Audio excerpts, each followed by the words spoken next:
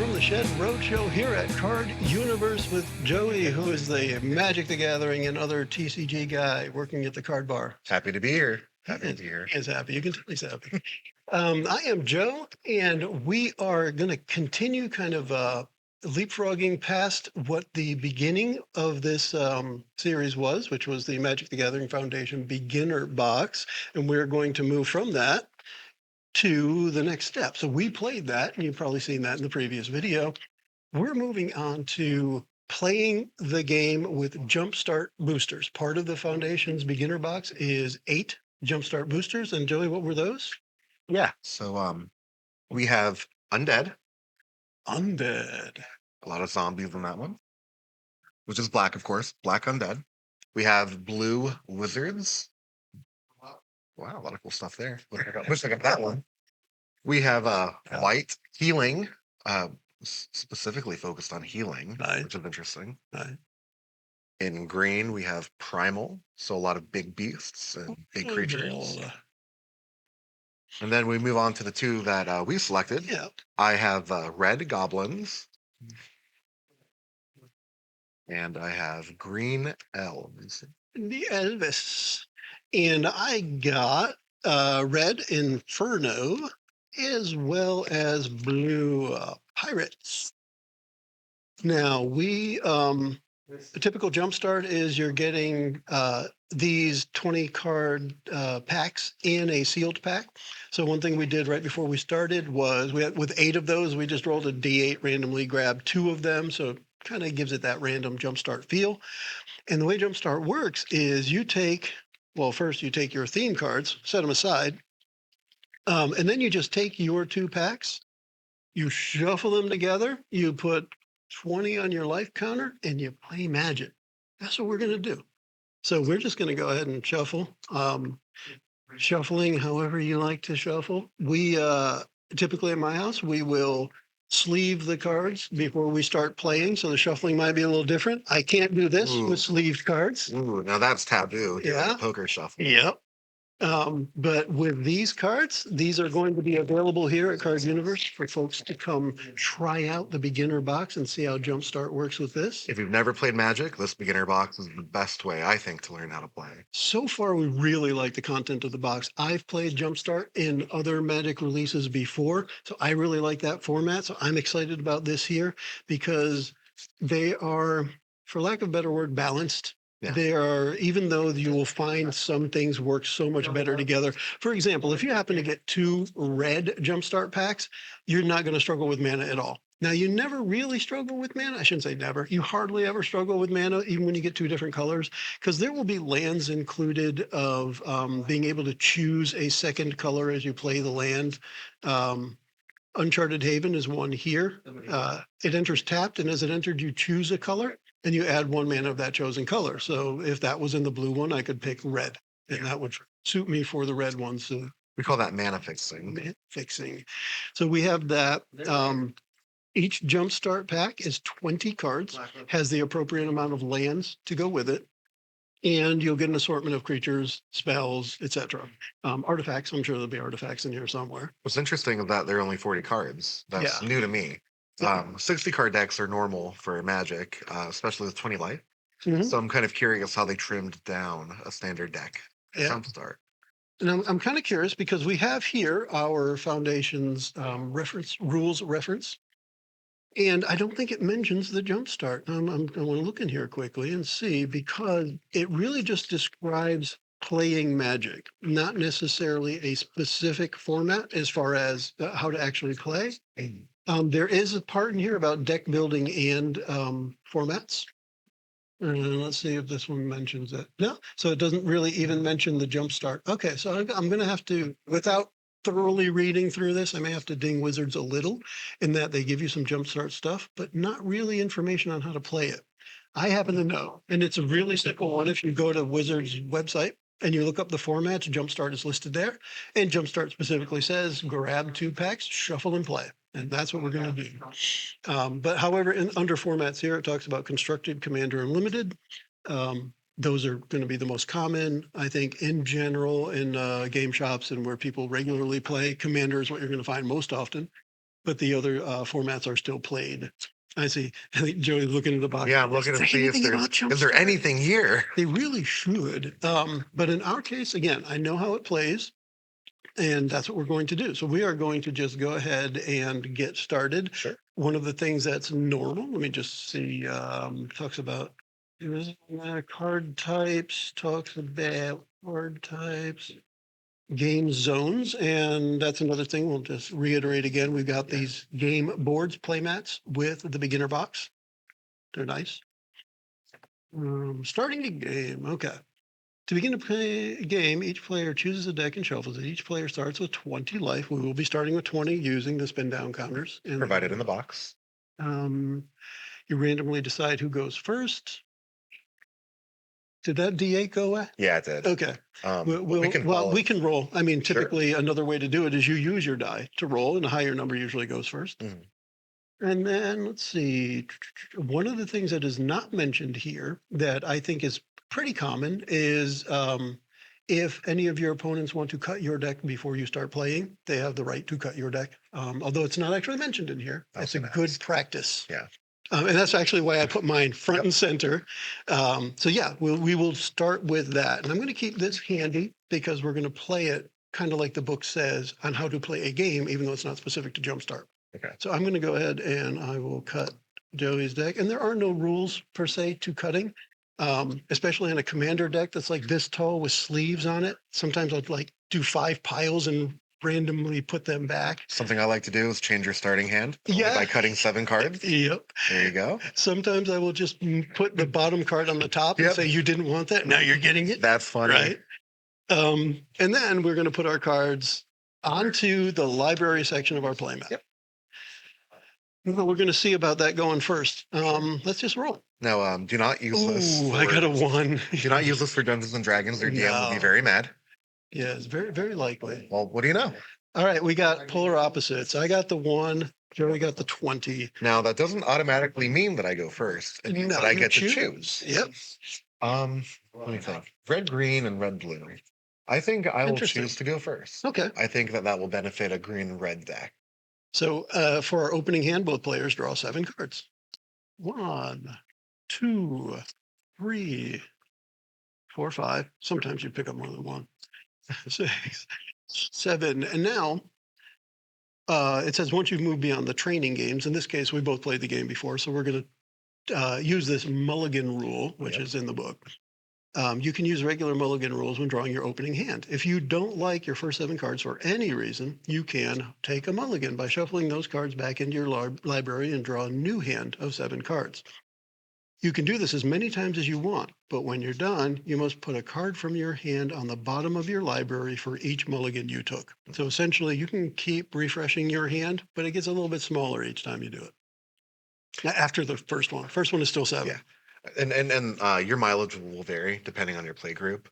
That tends to be standard is, mulligan and then reduce your hand size. Some play groups will let you mulligan as many times as you want, but that's just up to who you play with. Yep. I will be electing to keep this hand. What about you? I'm going to keep mine too. Cool. I probably shouldn't, but I will. That changed the entire course of the game, It sure right? does, right? No matter how good your deck is, if you don't get a good draw, it's not going to be a good game. So just for kicks, I will put this up here for others. I can see what I got. 7 land. Yeah. No, I mean, I got only mountains. Yeah. So we'll see what happens with blue. All right. Well, I will go first. And on the first turn, first player, no draw. No draw. So 7's what I got. I will play a forest. The first of many. And I will go ahead and tap that 1 forest and play Llanowar Elves. It is classic, a 1/1 elf druid. Yep. And its ability is to tap it to add 1 green mana to my mana pool. Since it is summoning sick, I'm not able to do that now. So I will just let him stay here and recover, and I'll pass the turn to you. Cool. Now I did notice, for those who watched the first video, one of the things we mentioned was upkeep. There was no upkeep in the vampires and cats decks. There was nothing that had to do with upkeep. However, right at the beginning here, turn structure actually shows untap, upkeep, and draw. So we're going through all of that. Perfect. Now we're learning. Yeah. Now we're learning all of it. So I drew my card, move on to my first main phase, and I'm playing a mountain. And that is all I am able to do this turn. I will pass it over. Okay. I will untap Upkeep occurs, and I will draw. And that's one thing to keep in mind too. Whether or not something happens during that step or that phase, the phase still occurs. Yeah. That's a good word for it. It still happens. Whether or not you had any upkeep to do or any untapping to do, that phase, that step still happens. It's a good habit to get into, like saying Yeah. it, because then some people will have responses depending Yeah. on like what phase you're in. So when you say I'm moving into combat, they could Mhm. say before you enter combat, I Yeah. will tap Yep. this. So it's a good way to signpost how your turn is going. That's a good Um, term for it too. I like signpost. I will play a mountain, so I have one of each, and I will tap two, one green and one red, to play Dwynen's Elite. It is a 2/2 elf warrior, and when this creature enters, if you control another elf, You do. sorry, Let's here, take a this look is at for that. everybody.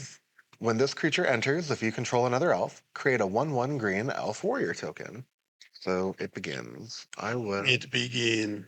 play my 1/1 elf warrior token. These guys are both summoning sick, so nothing else can happen with them.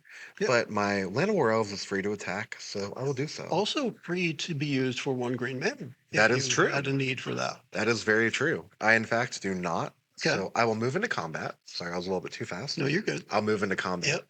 Declare Land War Elves as my attacker. I'm going to declare my mountains as a blocker and crush your elves. Game over. I think I win at that point. However, The in elf is reality, buried. I will take the 1 point of damage and go to 19 life. Perfect. That was a Yes. wonderful combat for me.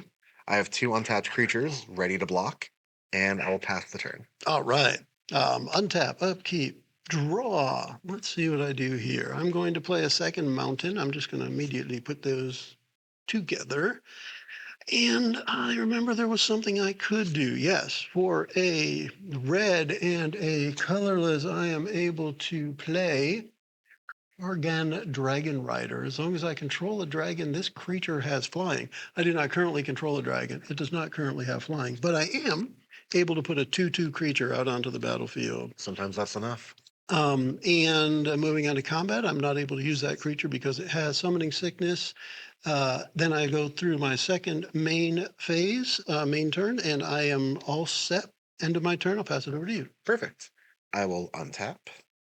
Upkeep happens, and then I will draw. And something to keep in mind is that as soon as you control a dragon, he gets flying. There's nothing else you have to do. You don't have to pay the cost again. The dragon comes down, he flies. In a way, it's I think commonly referred to as a trigger. Yeah, So this trigger is always there, and as soon as a dragon shows up, bam, this Yep. creature has flying because that trigger is active because it is currently in the battlefield. It has entered. exactly. Let's see. I don't have much to do this turn. That doesn't mean I have nothing to do. I tap two, and I will play Thorn Wield Archer. He is a 2/1 archer with reach, which means that he can block creatures with flying. So if you were to have that dragon, he'd be Yeah. ready to block He also had death to with Death Touch. So any damage these archers deal will be enough to kill. We'll see. I will then enter my combat, and I will swing with Dwynen's Elite, my 2/2 elf. Okay, so I could choose to block with my Dragon Rider. However, it's a 2/2. I've got 19 life still. As a personal thing, I'm usually okay taking almost half of my starting life before I object. Yeah, So I'm going to take the 2 damage. it's a Not going black to a block. philosophy, but Yeah. life is life. Yeah. Anything over one is good. It's Yep. good to go. Yep. I had a feeling by swinging with my two, he wouldn't block. Yeah. We are both willing to lose the creature. I would just be in a more advantageous position to Oh lose gosh, yeah. than Joe. So Yep. that's what prompted me to swing. So we went through attacker, blocker, damage. Yep. Combat So phase would be done. combat phase is over. Main phase two, nothing. I'll do nothing and pass turn to you. All right, untap, upkeep, and draw. I can play a third mountain. Let's see what else I got that I can play here. I can then tap a red and a colorless, so 2 mountains for me to play. Dragon Lord's Servant. Dragon spells I cast cost 1 colorless less to cast. This is a goblin shaman creature. That one goes on to my battlefield. So I've got two things that would be triggered by dragon spells. However, I don't have one. Which is good for me. It is good. But now that also gives me a fair, I'd say a fair combat similarity to what Joey's got. So Yeah. I've got a 2/2 and a 1/3. He's got 1/1s and 2/2s. So in a 2/1, so we're kind of evenly matched. Probably not too much happening there. Mhm. And with that in mind, with the servant here being summoned sick, I will not be able to attack with him. I'm not going to choose to attack with the Dragon Rider. I'll move to my second main phase and do nothing else. And I will pass my turn. Gotcha. I will untap both my land and my creature. So we're hoping to keep and draw. I will play Uncharted Haven. It is a non-basic land, and it enters the battlefield tapped. So I don't get to use the mana of it this turn. And as it enters, choose a color. I will choose green. Which is a good thing to do simply because we are playing two-color deck, and you would want to choose one of the two colors you're playing. Yes. Of course, Magic, the Gathering decks can have up to 5 colors, which means you could be using that in any other combination of colors as well. Right. So even though I chose green, if Joe were to play it, he'd probably choose blue. Yeah, at this point, I would definitely choose blue. I Yeah. could really use the blue. So now in the future, this Uncharted Haven will always tap for green. Great. So I'm going to place it with my forest. And that gives me 2 land and a creature to work with for mana. And I'll go ahead and do it, I think. I will tap 3, tap land or elves to add 1 grain to my Nice, mana yeah. pool, and then immediately spend it for Felling Blow. It is a sorcery. Ooh, that doesn't sound good for me. It puts a +1/+1 counter on a creature that I control, and then that creature deals damage equal to its power to a target creature that you control.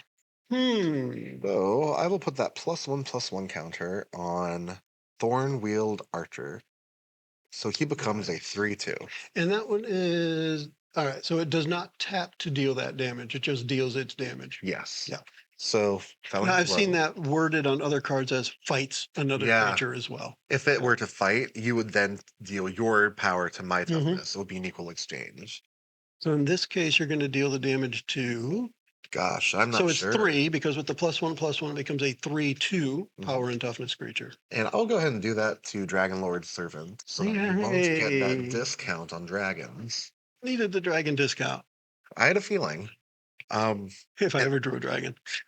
And the good thing is that that doesn't tap my creature, so he's still able to block or attack. And I'll take advantage of that now and enter my combat phase and attack with Thorn-Wheeled Archer for 3 and Dwynen's Elite for 2. All right. Again, I'm not going to block yet. I'm not prepared to lose the singular creature I have. So that is 5 damage I will take as we move to the damage phase of combat. And as the combat phase ends, I'll pass on to main phase 2. Realize that I have no mana and only 1 token open for blocking. Partially regret my decision, but still pass the turn nonetheless. But that's still, though, that one creature would block all of the damage from mine. Yeah. So if you were to make it a 99/99, I would still be able to block it. Just need to add trample or trample. I am untap, upkeep, and draw. And look, not an island. It's very exactly almost not helpful. Let's see. I am going to move through all of my phases and my turns down. I have nothing else I can do at this time. Is there anything you needed to do during my turn? No. All right. So that's a quick turn for me because there's nothing else that I can cast at this point, or nothing else I'm choosing to cast. Ooh. All right. A red deck. I pass the turn over, yeah. A red deck with 4 untapped mana is dangerous, no matter what anyone says. It is at this point that in my play group, I would ask you if you wanted to just shuffle up and restart. But I think that we'll just play this one out. Oh, yeah, definitely. I think we play it through because one of the things about JumpStart is I know everything I need is here. Yeah. Even if I didn't draw it, I know it's there. Right. It's not like I may have mismade a deck or something. I know it's there. And just like with most Magic games, anything can turn with the next draw, the next card, the next land gives you the right amount of mana to wipe the board and start fresh, essentially. Yeah. I have no land to play, so I will keep my 3, and I will tap them all to play Beastkin Ranger. He is What a did they do? 3/3 Elf Ranger with trample, and whenever another creature I control enters, this creature gets +1 until the end of turn. Yeah, I'm up just about toast. We'll see how far it goes, though. I'm tapped out. I will enter combat. Yeah, I as think we you do, will. and I will swing with my 2/2 and my 3/2. I'll leave Okay. Land War Elves, my Elf Warrior, and of course Beastkin available for blocking. So this time I am going to take advantage of using my blocker. So I Okay. want to use my Dragon Rider. And the reason I'm doing this, I'm feeling at least partially strategery Yeah. in order to block the Archer, because the Archer has reach. And if I do happen to pick up a dragon or something, that will be flying, and reach could block the flying. I don't have that. I'm just hopeful I do. In the meantime, though, I'm declaring my blocker the Dragon Rider against the Archer. This is a good time to take it out too, because if Yeah. you were to summon a dragon, I wouldn't be attacking at all with Yeah. him. I'd keep him open, but this is a good time to take him out. I will not, however, be blocking the other creature. So I will take the 2 damage from that. And then these 2 creatures will deal damage enough to each other to destroy them. Yep, 3/2 and 2/1, or no, 2/2. 2 to 2. Yep. So they both die. And look, nice and fresh. I like a nice clean board. That's important. Man, I envy you, Joe. Yeah, you should. And you know what? If you want, you can just put all those in the graveyard. Man, you know what? Because I'm generous, I'll let you exile them. Ooh. I have so many cards in here, I bet, to remove them from exile. Probably. I'll just pass on this turn, though, I think, Joe. So Okay. I'll let you go. Oh, fine, I guess I'll go. I'm going to untap nothing, upkeep nothing, Island. and draw a mountain. Now, I did need 5 in order to do this other red spell I'm holding, All right. which is at least a little helpful because it is not a small creature, a fire elemental. Yeah. You mentioned Llanowar Elves being an oldie. Fire elemental goes just as far back as Llanowar Elves. It is a 5/4 creature with no other special abilities, so that creature Don't need it. comes into play. So now I have a 5/4, which means I can easily block anything Joey throws at me. Yep, that will change my strategy a little bit going Hopefully forward. it slows things down a little. Yeah. Nothing else I'm ready to do on my turn. So unless there's anything else you want to do on my turn, I'm all set. Nope. I will pass the turn over. All right. I will untap, upkeep, draw. And for anyone keeping track, because you can't quite see these dice out here, I have 10. Joey still has 20. Yes, I'm bowling a perfect game. Yeah. I'm halfway there. Half perfect, half whatever it is. I will It's math. tap Llanowar Elves, Forest for green, Uncharted Haven for green, Mountain for red, 4 total. And I'll play Wild Heart Invoker. He is a 4/3 Elf Shaman, and I can tap 8 mana, bunch of mana, any color though, to give 1 creature +5/+5 and trample until the end of turn. And trample, we've mentioned a little bit, but right in here we have the parentheses that say it can deal excess combat damage to the player or planeswalker it's attacking. Yes. So that means anything that's not blocked carries over. Yeah. So which is pretty useful. Now it does cost 8, like you said, and right now you have 4. yeah, so halfway there. Not quite there, yeah. But It's like me, I'm halfway on life. there you go. See, I like cards like this because it provides utility both early game and late game. We got Bon Jovi in the background. Copyright claims. No, I'm pretty sure that one won't be caught. That's funny. Yeah, Now I'm afraid of your fire elemental. you should be. It will kill. Well, actually, because I played a creature, Beastkin Ranger gets +1 power until the end of turn, He making does. him a 4/3. And you have creatures to spare. I do. I do not. No, so I think that will put me Dagnabbit. and you're tapped out of mana. Yep. So I would call this a safe move and I would attack too. with 4. Yeah, crap monkeys. I am going to take the damage. Yeah. Dagnabbit. But 10 minus 4 is 6. I am now at 6 life. Yeah, so no blocker, and the damage goes through. Yep. Nothing in my main Combat. phase 2. I'll end my turn. Right. This could very well be the end. Now you're gonna draw your island now. You're right. Yes. Now let's see if I have any cards that do not take 2 blue. That's the thing about blue is that they're Yeah. pretty heavy in the blue cost. So when you have triggers on cards that refer to your graveyard, it's a good idea to look in your graveyard. That's what I'm doing right now. Not applicable. But good to know whether or not it is. Yes. So I can't do that one. Can't do that one. Can't do that. Oh, can I do that? I could do that. But in case of emergency, break glass. Right. This glass is the one I will be breaking. This is the Kite Sail Corsair. And press the right button here. This creature has flying as long as it's attacking. So apparently it launches itself into the air to attack. Cool. So it's a 2/1 creature that costs me 1 blue and 1 other. So now I have 2 creatures, and I still do with the elemental. I still have the biggest creature out here, except for that that Wild Heart Invoker is a 4/3. Well, this may be my last turn, folks. And I'm going to pass it on over. Yeah, because I'm not going to attack with that elemental. I only have 6 life left, and you have enough to take me out if I do not have 2 blockers. And counting numbers and math and stuff. I'm horrible at math, but I can do addition and subtraction. I love situations like this because even though I have a clear advantage, I can still misplay. And you can react and capitalize on that. Yeah. So just because I think I have it in the bag doesn't mean that I do. Yeah, no, not necessarily. I think you do this time, but maybe, but sometimes, Yeah, definitely. 1, 2, 3, 4, 5. It's something that's very common, counting your mana that you have, comparing it to the cards you're holding. Yeah. I need 6 to do 1 card in my hand, but I'll go ahead and just leave all my mana open in case, and I'll just enter combat. All right, let's see what I lose. I will. Hopefully not the game. We'll find out. I'll swing with all of it. Oh yeah, then. Okay. I'm going to show you what that would look like. 1 1 3 3 1 1 4 3 2 2. Okay.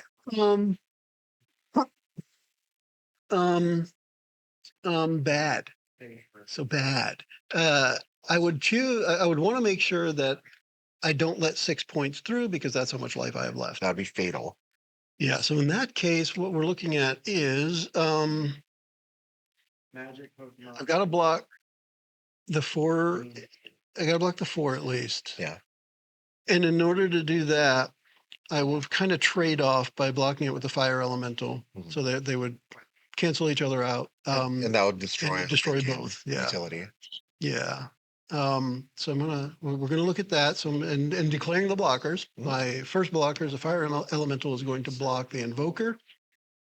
And then I want to try and block. Typically, I want to try and block the next biggest thing, but I have the opportunity to kill something. Yeah. And spit everywhere. Let's see. So that 4 is out of the picture.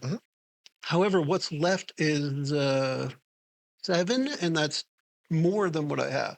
So I at least have to block it so it is 5. In order for that to happen, I've got to block either the elite or the ranger.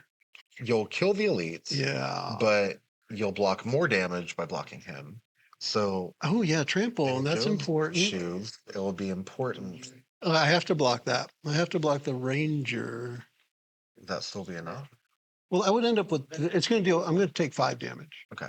All right, because that's 2, 3, 4, and then 1 trample. No, that's 2 trample. I can't do that. So I have to block this one to block the 2 and allow 5 through. Gotcha. Yeah, and that'll kill my creature too. So that's what we'll do. So the second blocker will be the Corsair against the elite. Okay. So at that point, we're going to say all 4 of those creatures go away. Gone. And the remaining damage, and again, as combat damage step, all of this damage actually happens at the same time. Yeah. So those are going away, and I'm taking the 5 damage, which leaves me at a 1. This is how we started. Oh, you rolled a 20 and I rolled a 1. Wow. So, wow. Yeah, and that's your turn. It is. Anything else? Because you have all your mana still. No. I would do something. Well, almost all. The elves. Yeah. You can't use him. 1, 2, 3, 4. With 4 mana. I could just deal 1 damage to you and finish it. You know what? I think I will. Can I'm you? gonna tap 4. That's And awesome. in my second main phase, I'm gonna play Volley Veteran. He is a Goblin Warrior. Oh, let's see what he And does. when this creature enters, it deals damage to target. See, I made a Equal to the misplay. number of goblins you control. Well, the thing is that I thought it was to target opponents instead of a creature. Oh, to target creature. Well, you can still play it. Yeah, I thought that it would kill Joe, but in fact, Yeah. this is a little fun magic minutia. I have to deal 1 damage to a creature that you control. And I think that since you don't control one, he's not a legal spell for me to play. I'm not sure, and I'm guessing that wouldn't be covered in Boy, our I don't know. glossary, but In my magic experience, I was told by somebody that if there's not a legal target for the spell, I can't play it. yeah. Either way, we're finishing this game. um, oh, here we go. Spells failing to resolve. Oh, If a spell has 1 or more targets, but all of those targets become illegal before the spell resolves, the spell will not resolve at all. Pretty straightforward. yeah. Okay. So In this case, you would just not. I'm cast unable it. to play my Yeah. Volley Veteran. Not at all. We are just about finished with this one because I'm about to lose. I But will is that the pass end? turn. All right. Oh, yeah, I will actually untap. There's that island you needed. Yeah. And there is almost nothing I can do, but I'm going to say I can cast a single spell because it costs 7 mana and that's how many I have. We'll take a look at that one there. It is the Tolarian Terror. This is the one I was looking at my graveyard for earlier because it costs less if there are instants or sorceries. There are not. All of my things in my graveyard are creatures. And it has Ward of 2, which means if it's targeted for anything, the person targeting it has to pay 2 extra mana in order to target it. However, that gives me 1 big creature. However, I have 1 life left. So as I pass my turn over, Joey's going to decide how he takes that 1 life from me. Yes, and this time I will untap, upkeep, and draw. And kill. And kill. I'll enter combat and swing with 2 1/1s. That's all it takes. That would be a good game, Joe. Very good. Thank you. Yeah. I'm sorry about that weird situation. Yeah, and of course, I had a counter cancel. Oh, you did? But it's 2 blue. And then, well, that was the end of that. All right. So that was the Jumpstart game from the Magic the Gathering's Foundation Beginner Box. A lot of fun. A quick game, too. Jumpstart can go by very quickly. So we're going to wrap this one up. I think these were cool combinations. Mhm. I felt like it ran pretty well, aside from the mana shuffling problem. But that It happens no worked. matter what. Yeah, it worked. Yeah. And you had a good draw. You had everything I you think need. so. Yeah. So these function really well right out of the box. Yeah. They slap 2 together, play a good game, flavorful or no, just roll it to make it random, choose 2 of your favorites, and get playing. Yeah. You know, Really good stuff. I think that there's a lot of variety in how you can play with these, whether you're doing multiplayer, 1-on-1. Yeah. And they're reusable. Yeah. Reusable. The next time you get blue and green, next time you get red and white, whatever. You can find something a little different every time you play. So yeah, we'll wrap this one up. And this is, again, I think another thumbs up for the beginner box for the foundation set. Thanks. Bye. Have a good one. The preceding podcast was brought to you by One Joe Young. You can find us online at adventuresfromtheshed.com.